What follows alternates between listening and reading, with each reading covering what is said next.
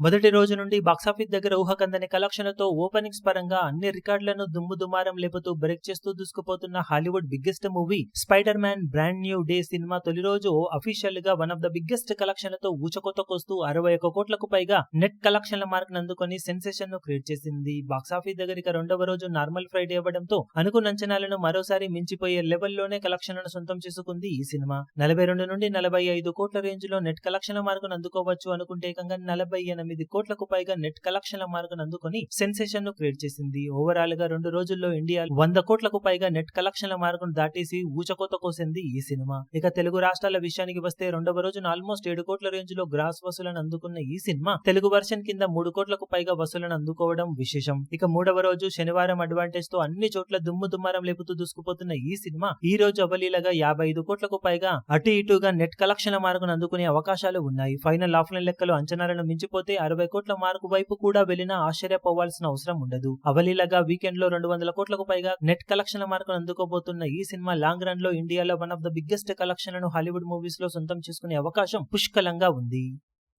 ఈ వీడియో మీకు నచ్చినట్లయితే లైక్ చేయండి, షేర్ చేయండి, ఛానల్ ను సబ్స్క్రైబ్ చేయడం మాత్రం మరవకండి. ఏ చిన్న అప్డేట్ ను మిస్ అవ్వకూడదు అనుకుంటే బెల్ ఐకాన్ ను ప్రెస్ చేయండి.